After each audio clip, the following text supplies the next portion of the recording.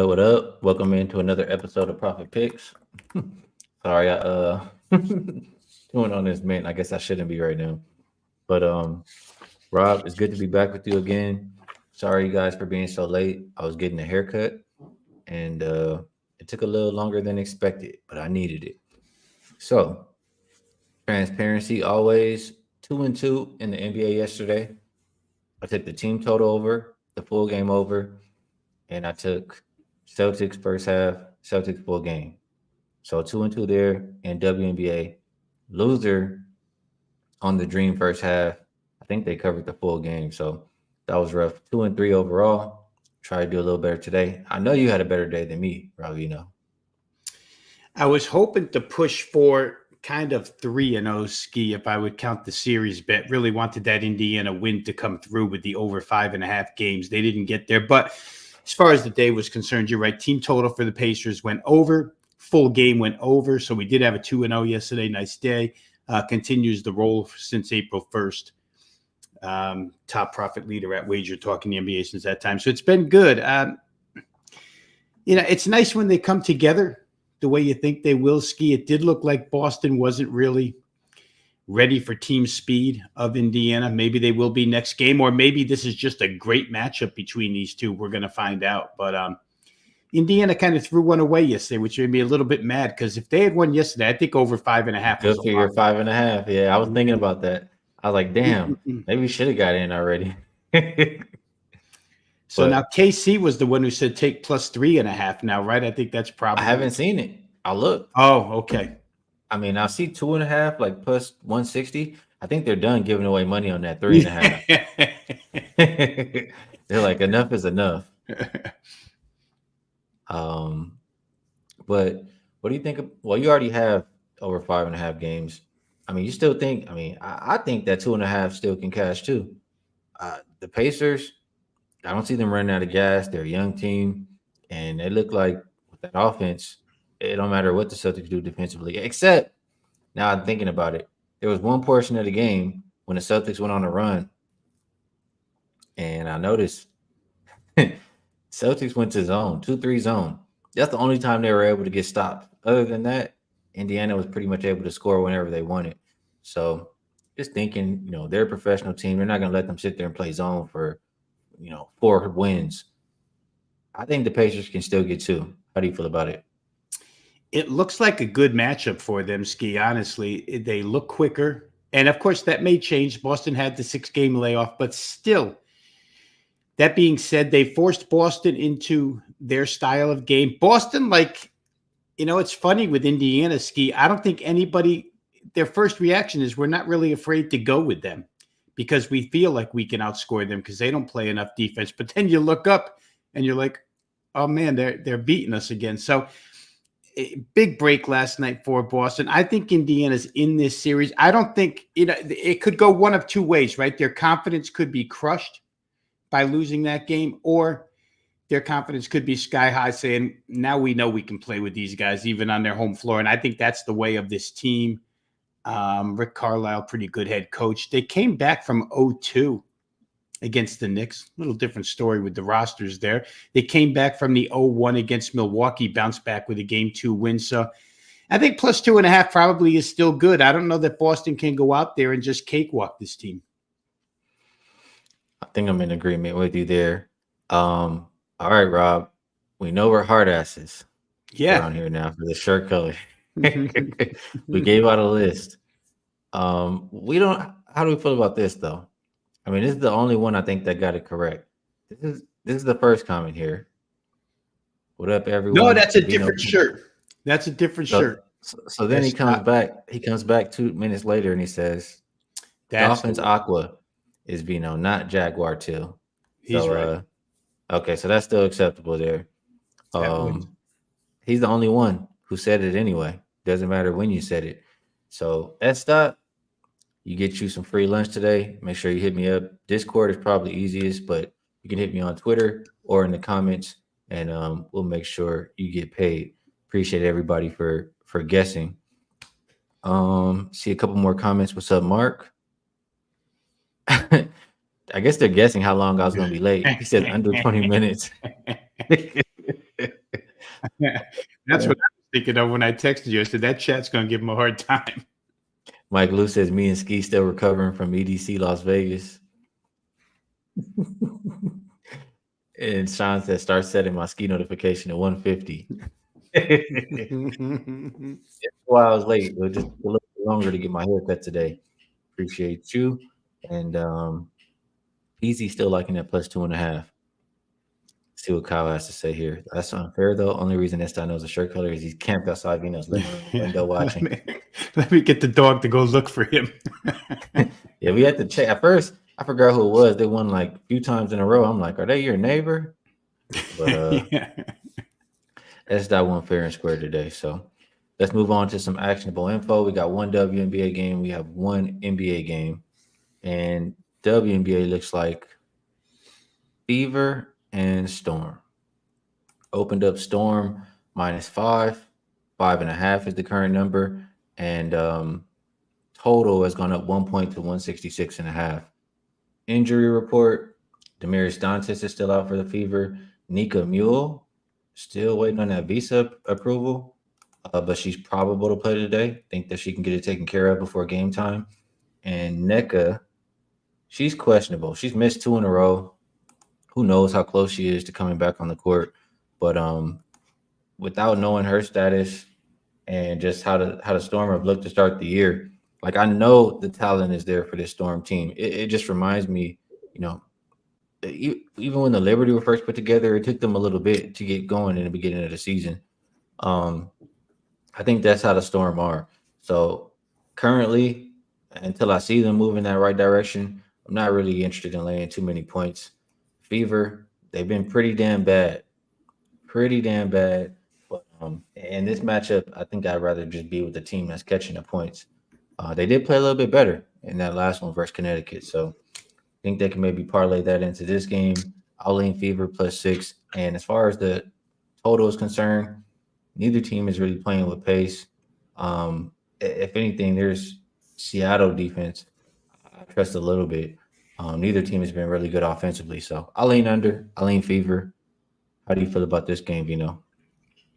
All right, a couple of things. First of all, the scheduling here is bad for both sides, in my estimation. For Indiana, it's their 5th game in 8 days. It's amazing to think that this is going to be their 5th game already. It seems like it was just Caitlin Clark's debut last Tuesday. But 5th in 8 games to me is difficult. However, Seattle's the only team in the WNBA so far that had to go through a back-to-back situation over the weekend, had to play Saturday, Sunday, then flew cross-country back home to play tonight. Couple of days off. I don't know Skee because I haven't handicapped it long enough in depth to know if first game after a little bit of a road trip makes a difference in the WNBA, like we always talk about in the NBA. But Seattle could be ready. They have a little more rest than Indiana does. With Indiana's 5 games in 8 nights, I struggle a little bit to automatically list it as a detriment because they've covered the last 2, and it seems like the more they play, they get a little bit better and better. So maybe just getting back out on the floor and playing again is helpful to them. I'm not sure, but I would still think the overriding factor would be 5th in 8 games is a lot. And then the last thing I'll say, if Nika Mule plays, and if she's in game shape, which I'm not sure of, anybody who watched Connecticut, Iowa in the women's semifinals knows that Nika Mule hounded Caitlin Clark. Caitlin Clark called it the best defense played on her all season long. She could not get free. She couldn't get a step, an ounce of space to shoot a 3. It was a terrible day for her. She had a couple of spurts where, as she's always going to have, especially with Iowa, because she was a volume shooter, where she was going to make a few. But Nika Mule is a defensive hound. And if she gets on the floor tonight, and again, if she's in game shape, I would question how effective Caitlin Clark's going to be with her out there. So too many questions. You add the Nneka question to that. I would like to be on Seattle, to tell you the truth. But again, just too many questions for me. I think I pointed them out here, reasons why I have a little bit of concern. Have to wait for the result here. Again, Seattle's been put through the grinder a little bit with those back-to-backs, but 5th in 8 days doesn't appeal to me at all with Indiana. The only thing I'll say is they are a very young team. So they have that going for them. Seattle, they've been playing a lot too, Rob. Let me see if am I mistaking them for another team? But I want to say they played a back-to-back They did Sunday over and the weekend. Monday, Yep. and then they're playing. So it's third game in 4 nights for Seattle as well, and Well, the back-to-back was Saturday, Sunday. Saturday, Sunday. Damn, I could have sworn. So they had 2 days off before this game. Let me just double check. I want to make No, sure. no, you're right. I'm wrong. The 20th they played New York. So you're Yeah, right. so Sunday, Monday. Yep. So third and four, fourth and six for them as well, and Mhm. they're a little bit shorthanded. So I mean, being the younger team, I don't think it's too much of a disadvantage for the Fever to have played those many games. How do we Um, feel about total? I'm thinking, I'm thinking under. Sorry, I got to sneeze. Oh, It was killing me. I'm thinking under just because, if anything, if you like the Storm, I mean, the Storm have been playing good defense. That's like the only thing they've, um, in my opinion, been doing well. So I'm leaning under just because of that and because of the pace that both teams play. I'll pull it up. So far this season, you have, well, actually, Storm have played a little faster than I thought. They're fifth in pace, but the Fever are 11th. Storm also the third best defensive rated team. Fever are dead last.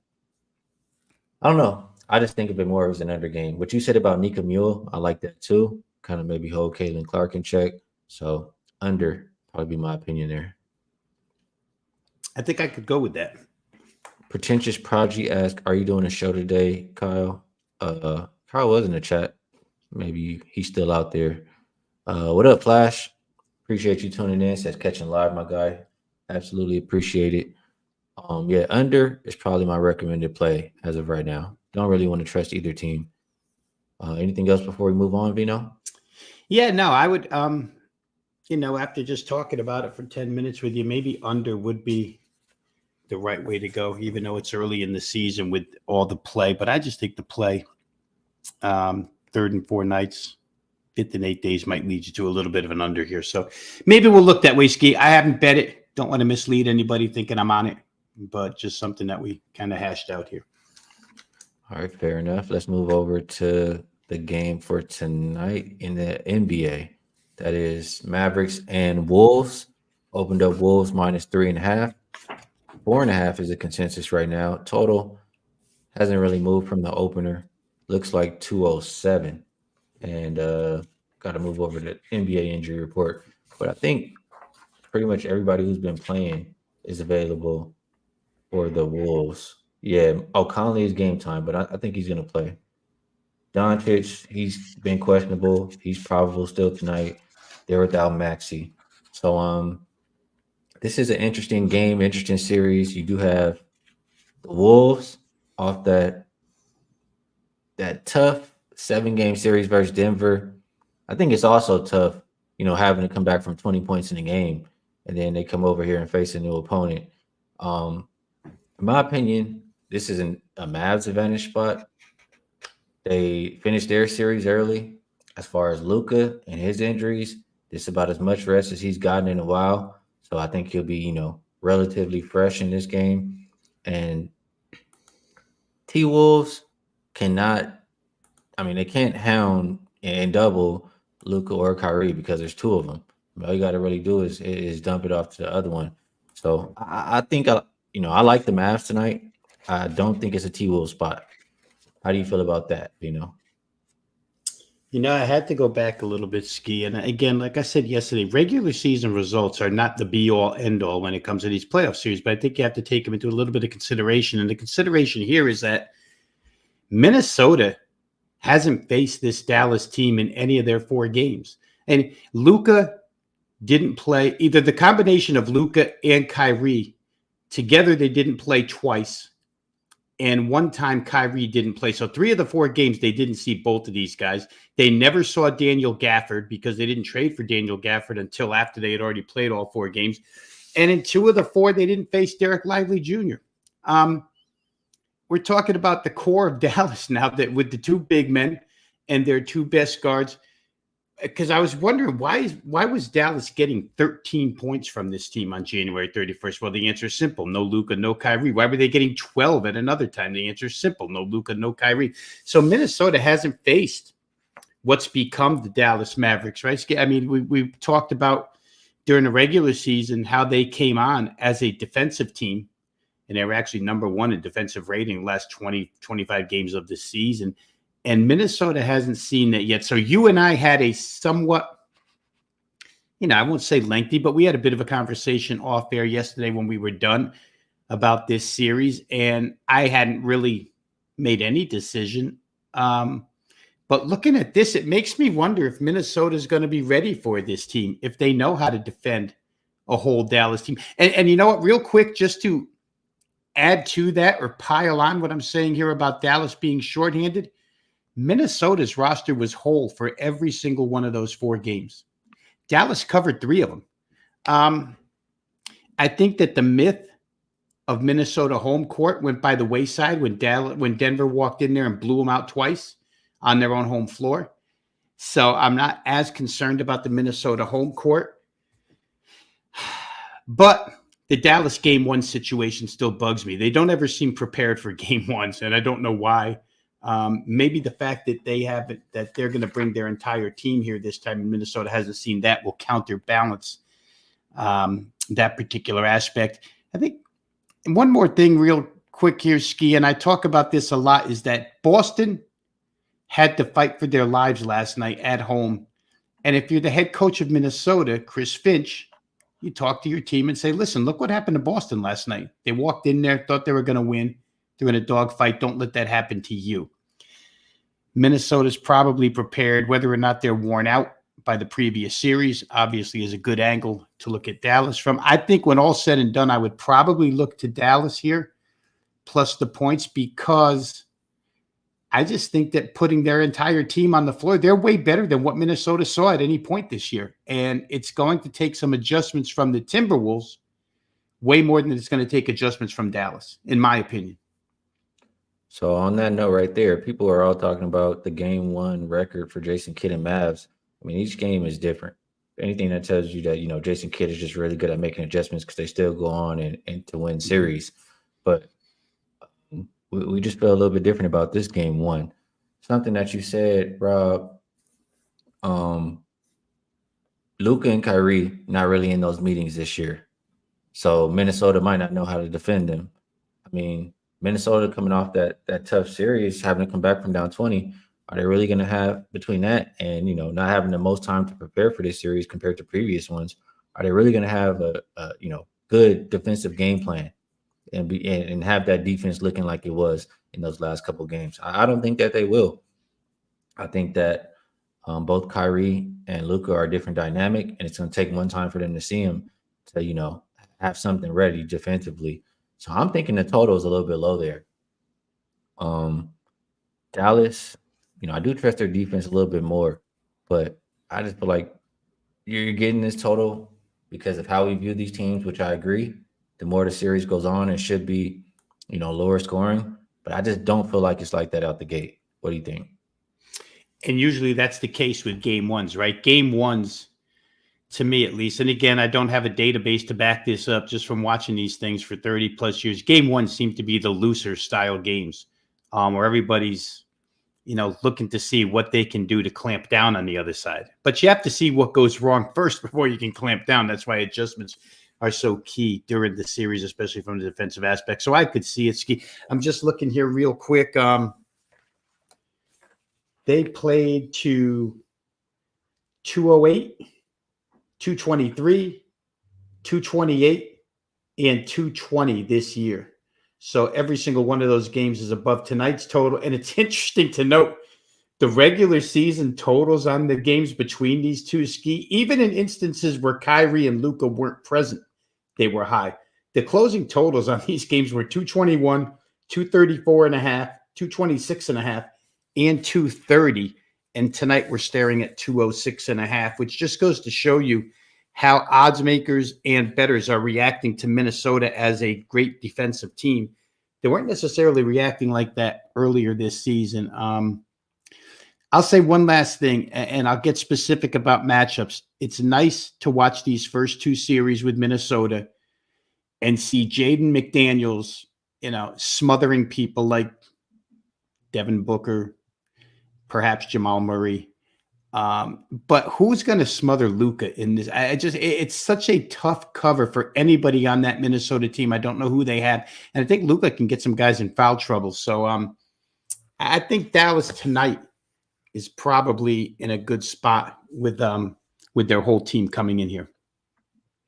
All right, so we're pretty much in agreement. I like it. I like it. Oh, over 101.5. Yeah, I like that team total for Dallas. That seems pretty low. There was one more comment here. A question.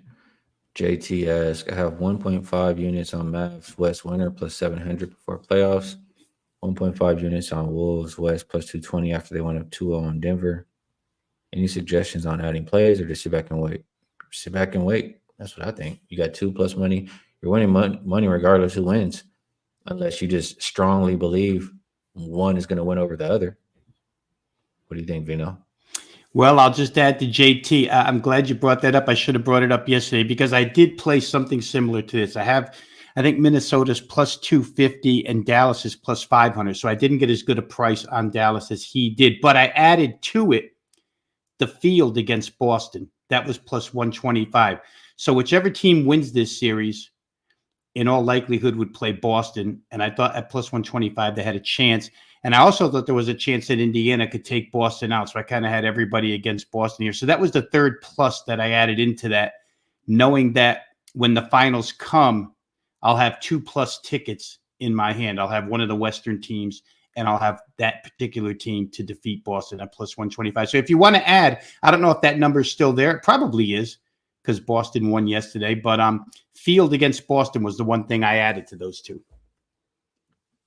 And I currently have Mavs to win the West at plus 650, I believe. I don't have anything on the other side, but my thought process is kind of, I think the Mavs are capable of winning game one.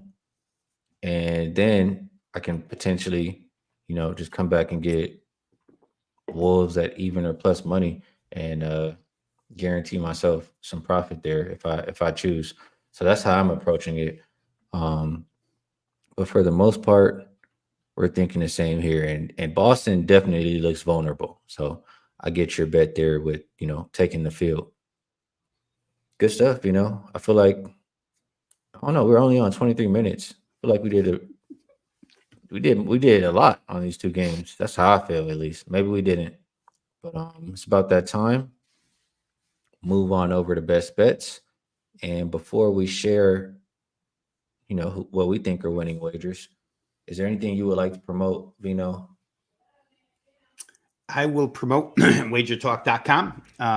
Obviously, all of my work is over there on that website, aside from what I do here with Skee.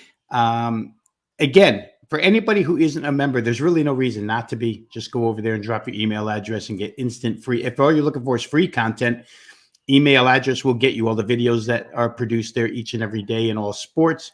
It'll also get you all the written content from the handicappers over there on all the individual sports. You can get free plays. So again, really no reason not to drop your email address and go ahead and join wagertalk.com. If in fact you're interested in selection packages, and I know Skee and I aren't the biggest promoters of ourselves in the world, but I will say at this particular time, just because it's been running so good since April 1st, NBA has been very kind to me. We're plus now 51 units since April 1st in the NBA. So if you're interested in selection packages, mine are up and available over there. As Skee always says, the link to that is in the description. As for today's best bet, Skee, I've heard you say this a few times. I'm going to say it today. I'll be honest, I haven't played anything.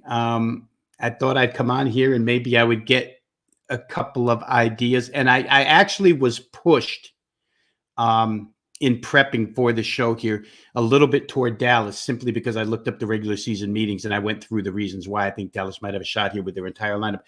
But somebody now just posted Dallas team total over 101.5, which has me thinking again. I'll say this. If I play tonight, it will be one of those two bets. It will be either Dallas full game or it will be the Dallas team total over the number here, because I just think they're a difficult team, more difficult matchup for Minnesota to defend. The two-headed center for Minnesota, I don't think comes into play as much as it did in the Denver series. Maybe my dog's in agreement out there. But I would say, dog is barking. So maybe that's a good sign for the chat. Either plus the points or Dallas team total over 101.5. Well, we appreciate that. And yeah, I'm gonna stand up straight. I'm going Dallas team total over 101.5. I don't think that Wolves defense is showing up tonight, at least not the one we've seen and know to be elite. I think Dallas, like I said, it's a different dynamic. 101.5 is way too low. That'll be in my pocket. Dallas team total over, my best bet for the show. So Veno, appreciate you taking the time to come talk these games out. Do we even have a game tomorrow? I think Boston game 2 would be tomorrow, right? Okay. Well, if you're around, you always have an invite. And to you people in the chat, we appreciate all of you as well. All of us versus the books, a lot of great cappers, and that's how we'll continue to make profit. So best of luck if you tell. Good luck, everybody, on all your action, and we'll catch you guys again tomorrow.